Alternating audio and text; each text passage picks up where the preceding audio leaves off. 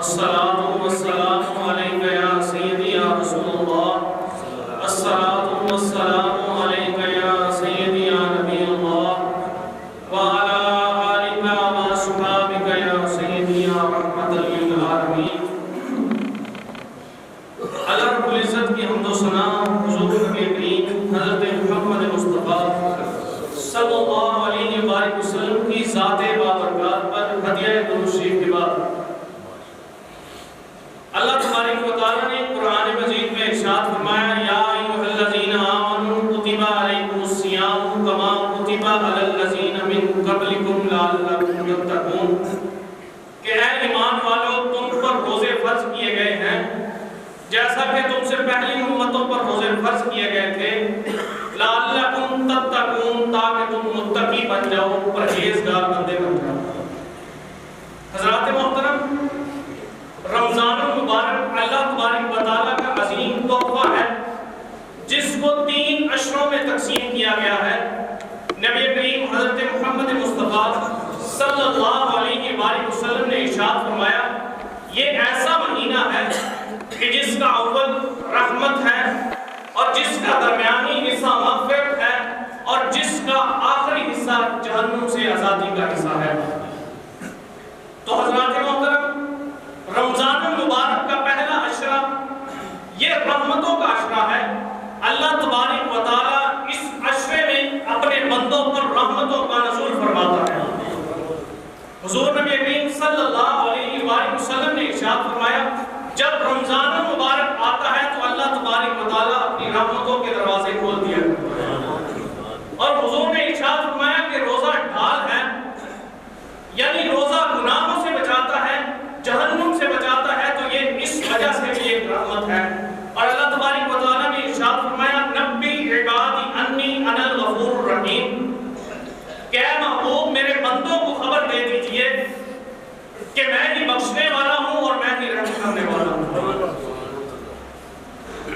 تو نبی کریم صلی اللہ علیہ وآلہ وسلم نے ارشاد فرمایا روزہ دار کے لیے 2 خوشیاں ہیں. ایک جب وہ افطار کرتا ہے اور دوسری خوشی جب وہ قیامت کے دن اپنے رب سے ملے گا. تو یہ بھی اللہ کی طرف سے روزہ دار کے لیے ایک رحمت ہے. اور آگے سنیے نبی کریم صلی اللہ علیہ وآلہ وسلم نے ارشاد فرمایا جو بندہ کسی روزہ دار کا روزہ افطار کرواتا ہے اس بندے کو اتنا ہی ثواب ملتا ہے جتنا کہ روزہ دار کو ثواب ملتا ہے. اور یہ بھی اللہ تبارک و تعالیٰ کی طرف سے ایک رحمت ہے. اب رحمت ہے کیا؟ پہلے عشرے میں کیا رحمت ہے؟ تو سب سے پہلے نمبر پر روزے کی توفیق ملنا یہ بھی اللہ کی طرف سے ایک رحمت ہے کیونکہ ہر بندے کو روزہ رکھنے کی توفیق نہیں ملتی. اور دوسری رحمت کا سبب کہ اس مہینے میں اللہ تبارک و تعالیٰ نے قرآن کریم کو نازل فرمایا ہے. اللہ تبارک و تعالیٰ نے فرمایا شہر رمضان الذی انزل فیہ القرآن کہ یہ وہ مہینہ ہے جس میں ہم نے قرآن کو نازل فرمایا ہے. اور تیسری رحمت اس مہینے میں کیا ہے کہ اللہ تبارک و تعالیٰ نیکیوں کا اجر بڑھا دیا کرتا ہے کہ جو بندہ ایک فرض کو ادا کرتا ہے وہ ایسے ہے کہ جیسے اس نے 70 فرائض کو ادا کیا اور جو بندہ نفل کو ادا کرتا ہے وہ بندہ ایسے ہے جیسے اس نے ایک فرض کو ادا کیا. اور چوتھی رحمت اس میں کیا ہے کہ دعا کی مقبولیت ہوتی ہے اس مہینے میں. جو بندہ اللہ کی بارگاہ میں دعا مانگتا ہے اللہ تبارک و تعالیٰ اپنے بندے کی دعا کو قبول فرماتا ہے. اور رحمت حاصل کیسے کی جائے تو یہ بھی طریقہ ارشاد فرمایا ہے کہ رحمت کو حاصل کرنے کا طریقہ کیا ہے. تو سب سے پہلے نمبر پر رحمت کو حاصل کرنے کا طریقہ یہ ہے کہ سچے دل کے ساتھ اپنے رب سے توبہ کی جائے. اور دوسرے نمبر پر قرآن سے اپنے تعلق کو مضبوط کیا جائے. اور تیسرے نمبر پر دعا کی کثرت کی جائے. جو بندہ اپنے رب سے سچی توبہ کرتا ہے قرآن سے تعلق کو مضبوط کرتا ہے اور اپنے رب سے دعا کی کثرت کرتا ہے تو اللہ تبارک و تعالیٰ اس بندے پر رحمتوں کا نزول فرماتا ہے. اللہ تبارک و تعالیٰ نے قرآن مجید میں ارشاد فرمایا قل یا عبادی الذین اسرفوا علی انفسہم لا تقنطوا من رحمت اللہ کہ نبی میرے بندوں کو خبر کہ جب وہ اپنی جانوں پر ظلم کر بیٹھے تو اللہ کی رحمت سے مایوس نہ ہو. اور ایک آیت پاک میں اللہ رب العزت نے ارشاد فرمایا وَرَحْمَتِي وَسِعَتْ كُلَّ شَيْءٍ کہ میری رحمت ہر چیز پر وسیع ہے، ہر چیز کو گھیرے میں لیے ہوئے ہے. اللہ کی رحمت اتنی وسیع ہے کہ ایک بندہ جس نے 100 قتل کیے ہوئے ہوتے ہیں وہ جب اللہ کی بارگاہ میں آ جاتا ہے تو اللہ رب العزت اس کی مغفرت فرما دیا.